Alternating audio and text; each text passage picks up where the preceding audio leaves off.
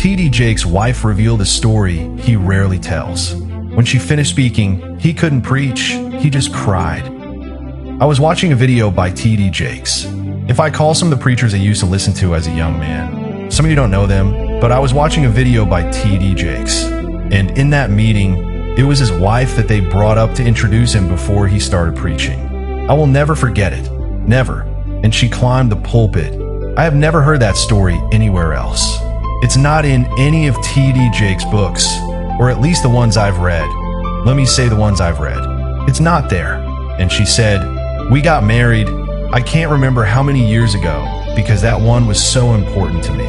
In a few weeks after their wedding, they were in an accident, and she became paralyzed from her head to her toes. A couple that had just got married. And she said, I thought that he would leave me.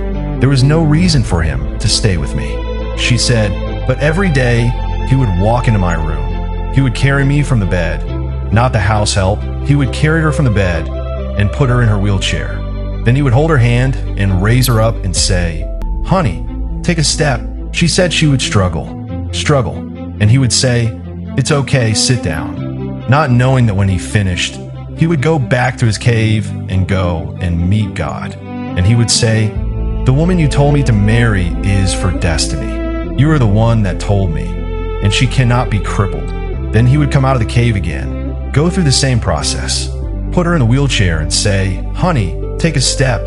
She said that every time after he left, she would cry on the bed, begging God to take her life, because she saw the way his heart was burning for her to walk, and she feared that she would never walk again. She said one day, after about 2 months, he came and said, take a step. And she found that strength in her leg, and she took one step.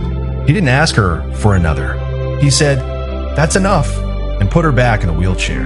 He came the next 3 days and said, honey, take a step. She took one. He said, another step, and she took another step. He came 4 days later and said, take a step. By this time, his faith had begun to roar.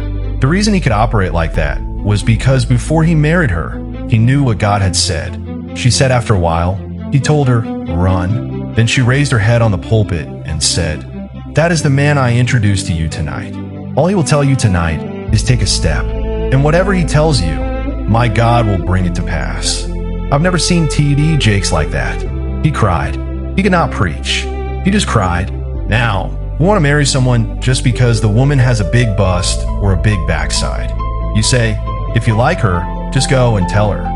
If you like him, my brother, my sister, your marriage might succeed in this physical realm. But when we die, we will know those who truly lived. You may look at the preacher and call him names, but I've told you, posterity will prove that I did not lie.